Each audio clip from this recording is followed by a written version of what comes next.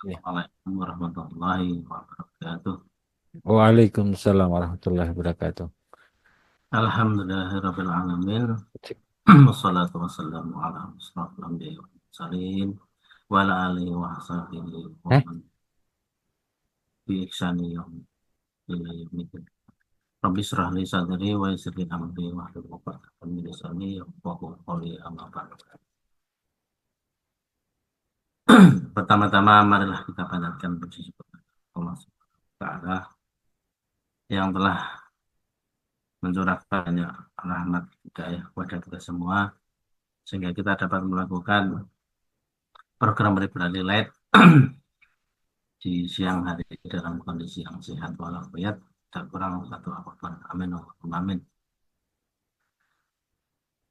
Salawat serta salam semoga selalu tercurah kepada junjungan Nabi yang Muhammad Sallallahu Alaihi Wasallam, Nabi yang telah membuat kita menuju ke dunia yang benderang, yaitu Adinul Islam. Semoga kita selalu mencintainya dan bersolawat kepadanya sehingga kita akui sebagai umat beliau dan kita mendapatkan syafaat beliau Nabi Muhammad SAW di yaumul akhir. Amin Allahumma amin. Bapak Ibu pustakawan, Tendi dan semua peserta Library Lab yang saya hormati dan saya taati.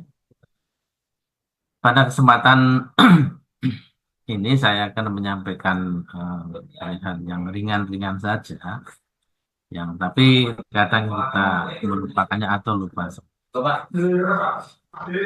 Itu tentang pentingnya menjaga silaturahmi.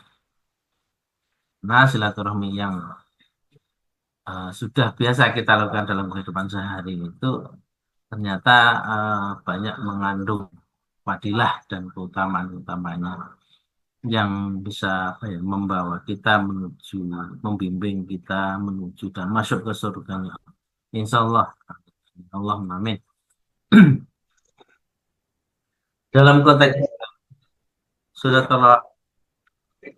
dalam konteks silaturahmi mengacu pada menjaga suatu apa ya, hubungan kasih sayang dan persaudaraan dengan sesama manusia, terutama dengan keluarga dan handai tolan, kerabat dan tetangga atau juga masyarakat. Di sini Islam sangat menekankan pentingnya silaturahmi. Surat Al-Hujurat ayat 10 Allah berfirman, Bismillahirrahmanirrahim. Innamal mu'minuna ihwatum wa wa aslihu baina akhawaikum wattaqullaha la'allakum turhamun. Al-ayat. Sadaqallahu adzim. Yang artinya sesungguhnya orang-orang mukmin adalah bersaudara. Karena itu damaikanlah antara kedua saudaramu dan bertakwalah kepada Allah supaya kamu mendapatkan dalam surat Al-Hujurat ini menerangkan bahwa sesungguhnya semua orang mukmin adalah saudara sebagai dalam satu keimanan. Kemudian tentunya persaudaraan itu ini mengharuskan orang-orang mencintai saudara lainnya sebagaimana uh, dia mencintai diri mereka sendiri. Ini juga dikatakan oleh Rasulullah Shallallahu Alaihi Wasallam dalam hadis yang muttafaq alaih yang diriwayatkan oleh Anas radhiyallahu Rasulullah Shallallahu Alaihi Wasallam yang artinya tidaklah sempurna iman seseorang di antara kamu sehingga ia mencintai saudaranya sebagaimana ia mencintai diri sendiri. Yang dimaksud adalah sesama umat Muslim harus saling menghormati, mengasihi, menyayangi, tolong menolong dan atau memberikan bantuan kepada orang lain, kepada mereka yang dirasa membutuhkan. Dalam artian memberikan pertolongan ya tentu saja sebatas kemampuan kita, jangan kita juga sampai memaksakan diri sehingga kita juga uh, lalai terhadap diri sendiri itu juga saya kira juga kurang benar. Artinya memberikan pertolongan kepada mereka sebatas kemampuan kita, sebatas kebiasaan kita, kita tak. tidak harus memaksakan. Bapak Ibu yang dirahmati Allah Subhanahu wa taala. Silaturahmi ini dapat diimplementasikan dalam berbagai kehidupan, antara lain dalam mungkin juga di keluarga, kemudian bagaimana di bermasyarakat, kemudian bagaimana di lingkup kerja kita, lingkup kerja sehari kita. Itu mungkin itu juga kita harus bisa menerapkan bagaimana cara menjaga silaturahmi itu agar terjaga. Kalau di dalam keluarga mungkin sudah banyak contoh ya, sepertinya ya, mungkin bisa menjadwalkan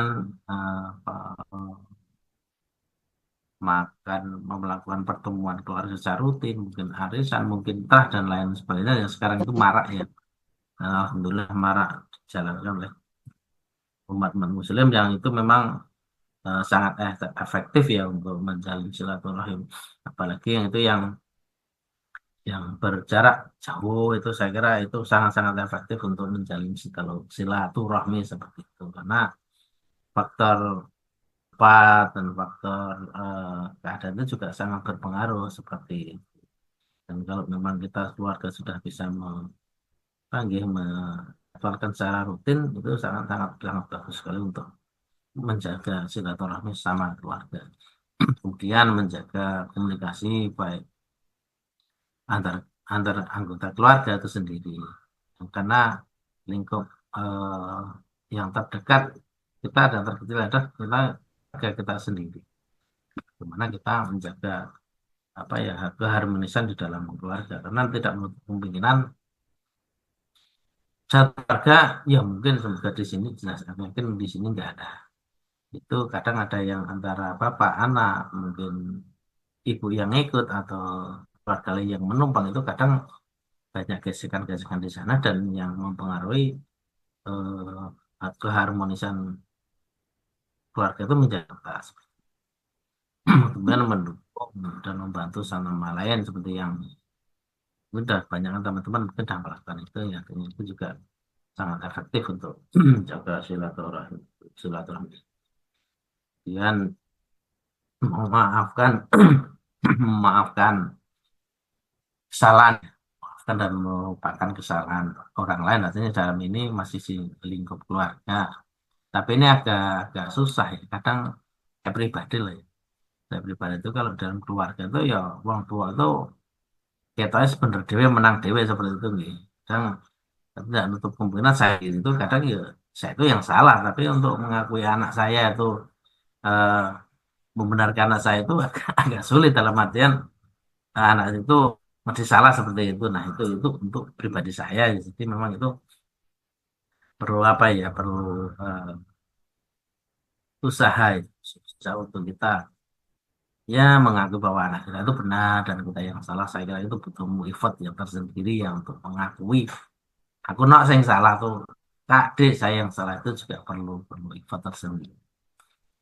Kemudian selain yang dikeluarkan ini singkat saja ya nanti waktu cuma 5 menit mas itu 7 menit itu juga kita implementasikan di masyarakat. Nah, itu banyak sekali contoh yang di sana seperti nanti ya kita bertetangga dengan baik dengan menjaga hubungan baik dengan tetangga dengan kanan kiri itu kan juga langkah sebenarnya langkah yang untuk menjaga silaturahmi. Kemudian aktif di kegiatan sosial dan macam-macam dan banyak lagi contoh yang lain yang sekiranya juga mendukung untuk menjaga silaturahim sendiri karena eh, kita itu keluarga itu kita dihargai orang lain atau tidak itu kan sejauh mana kita bisa apa ya, menghargai dan apa ya menganggap orang lain itu ada seperti dalam artian kita itu nggak bisa hidup sendiri kita itu tetangga dan hubungan yang baik dengan tetangga itulah yang nanti juga akan berimbas baik kepada diri kita sendiri dan keluarga kita. Cuma kalau keharmonisan silaturahmi terjaga, saya kira juga kita akan mendapatkan keuntungan yang banyak di masyarakat. yang tidak kalah pentingnya selain kedua di atas tadi juga eh, silaturahmi itu sendiri bisa diterapkan di lingkup kerja kita nih, lingkup kerja kita sehari dan mungkin persentase kita apa ya kita beraktivitas itu bisa dikatakan lebih dari 50% itu kita itu di kantor ya di lingkup kerja nih seperti itu. Nah itu saya kira itu juga apa ya butuh suatu keharmonisan dalam pekerjaan itu sendiri. Dan apa yang kemudian apa yang dapat kita lakukan di eh, lingkup kerja itu nanti kalau bisa ditambahi teman-teman ya mungkin karena hanya sebagian saja yang dapat saya gali itu. Atau contohnya adalah membangun hubungan profesional yang baik. Nah, menjaga hubungan yang baik dengan rekan kerja, atasan dan bawahan adalah kunci untuk apa menciptakan lingkungan kerja yang harmonis seperti itu. Komunikasi yang baik, kerjasama yang baik, saling menghargai adalah cara untuk membangun hubungan profesional yang kokoh seperti itu. Dan ya, keharmonisan itu akan tetap terjaga. Kemudian saling mendukung dalam pekerjaan. Dalam hal ini rekan kerja itu saling mendukung dan membantu untuk menjalankan tugas-tugas akan menciptakan suasana kerja yang lebih positif karena apa ya karena terbangun dengan kebersamaan dengan rasa yang ibaratnya sama-sama itu dalam artian kita itu sejalan seperti itu. Artinya hmm, pola pikirnya itu sejalan jadi nggak ada gesekan-gesekan di dalam. Mungkin bantuan-bantuan kecil seperti memberikan saran, membantu menyelesaikan pekerjaan, atau hanya sekedar memberi semangat, dapat itu sudah dapat meningkatkan rasa kebersamaan yang luar biasa. Dan itu nanti endingnya juga akan meraih suatu tujuan yang besar gitu. Kemudian yang nggak kalah pentingnya adalah eh, mengatasi konflik dengan bijaksana. Ini mungkin ya agak butuh apa lagi buku butuh effort ya seperti yang tinggi.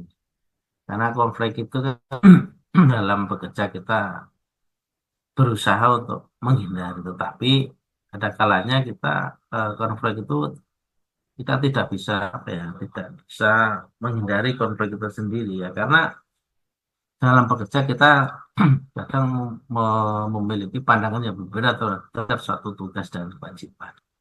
Nah, di situ eh, mungkin akan terjadi perbedaan pendapat seperti itu dan kalaupun terjadi perbedaan itu ya kita harus bagaimana, harus bijaksana dalam mengatasi itu. Jangan sampai nanti ada keretakan-keretakan hal yang menghambat tuh tugas dan kewajiban dalam pekerjaan ya, seperti itu. Mungkin bisa dengan apa ya eh, mendengarkan kedua belah pihak, artinya mereka saling mempunyai apa nih, mempunyai alasan sendiri-sendiri, alasan masing-masing sehingga kalau sudah ada itu nanti kemungkinan akan ada solusi bisa bisa mencari solusi bersama agar dapat menjaga kerukunan di dalam kerja itu sendiri. Kemudian yang itu adalah menghargai suatu perbedaan. Ini apa di dalam bekerja setiap individu pasti eh, memiliki karakter ya, karakter dan latar belakang yang berbeda-beda. Lalu juga kita terlahir juga dari orang berbeda.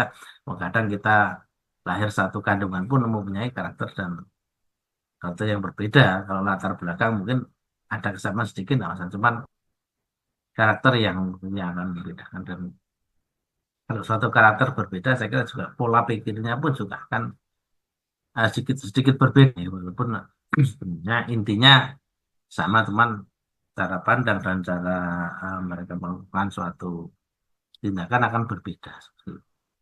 Nah, itu yang sangat perlu kita apa kita tanamkan dari di kita di dalam pekerjaan. Saya kira kalau itu walaupun memiliki aktor dan latar belakang yang berbeda, itu saya kira juga harus kita upayakan, upayakan bagaimana cara untuk kita menyatukan persepsi, menyatukan pandangan dalam untuk bukan mempunyai tujuan yang lain, tetapi ya bagaimana ini pekerjaan ini dapat selesai dengan baik. Tuh. Oh, Mengenai perbedaan yang tidak dan tidak memaksakan pendapat pribadi adalah cara untuk menjaga hubungan yang harus di tempat kerja. Perbedaan pendapat seringkali menjadi sumber konflik dan untuk mengatasinya penting untuk eh, kita selalu bersikap bersikap terbuka lagi, bersikap terbuka, mendengarkan dengan empati, mencari titik tengah yang bisa diterima oleh kedua pihak. Seperti itu ya, tetap terjaga hubungan dengan baik dan silaturahmi tetap terjaga dulu. Bapak Ibu yang dirahmati Allah SWT, dalam menjaga silaturahmi kadang merasa malu atau canggung sering kali menghalangi kita seorang untuk memulai menjaga mengembalikan suasana yang tidak maaf nih, kurang yang kurang kondusif seperti itu. Saya kira kadang malu tuh isen nantinya, wah masa aku di sini, masa aku ini, karena itu saya kira ada ego-ego seperti itu. Tapi mengerti rasa bisa mulai dengan langkah yang kecil sebenarnya, seperti menyapa atau mengirim WA atau menggoda nih ya, seperti menggoda saya, itu juga saya kira apa ya, satu cara ya untuk mencairkan suasana yang agak sedikit seperti itu, nanti sehingga tercapai lagi artinya bersamanya akan kita dapat lagi, atau melakukan hal yang sangat murah dan mudah sebenarnya. Kita cukup berat ya, nek bisa ngurangnya kan ya sulit. Itu melakukan apa itu? Itu tabasumuka fi wajhiha laka saudara. Sebenarnya kan senyummu di hadapan saudaramu itu adalah mengandung sedekah. Masya Allah itu kan luar biasa sekali. Lalu Pak Joko, Pak Bapak atau yang lain, walaupun yang guyu tok ya, saya kira udah senang ya Pak Joko. Jadi nggak perlu keluar uang. Dan itu kan kita nggak modal, Mas. Cuma senyum aja, udah cukup senyum, kita udah di hadapan Allah itu dihitung satu sedekah. Ya Allah, dan itu diriwayatkan oleh Tirmizi ya, katanya. Buat Bapak Ibu yang semati dan dirahmati Allah. Ternyata silaturahmi ini memiliki peran penting dalam kehidupan, menjaga penting dalam kehidupan kita sehari-hari. Hubungan baik dengan sesama adalah salah satu cara untuk mendapatkan rahmat Allah yang berbagai kebaikan. Allah dalam berbagai kebaikan dalam praktik silaturahmi bisa dilakukan dalam berbagai lingkungan seperti keluarga, masyarakat, dan tempat kerja. Meskipun ada tantangan, dengan niat dan tulus dan usaha yang konsisten, silaturahmi dapat dijaga dulu dan dipelihara dengan baik. Dengan demikian kita dapat menciptakan lingkungan yang harmonis, penuh kasih sayang dan barokah baik dan akhirat. Amin. Ini tak singkat saja karena banyak. Sebagai semoga kita termasuk orang yang selalu menjaga silaturahmi dimanapun kita berada, jangan biarkan kesibukan menghalangi kita untuk menjaga silaturahmi ini dengan orang-orang terdekat, orang-orang yang kita sayangi, tetangga-tetangga yang kita sayang. Demikian yang dapat saya sampaikan, banyak salah dan kurangnya mohon maaf yang sebesar-besarnya. Jangan hanya menjadi saudara dalam nama, tetapi juga dalam perbuatan dan sikap yang baik dan nyata. Cukup sekian, terima kasih. Bila taufiq wal hidayah. Wassalamualaikum warahmatullahi wabarakatuh.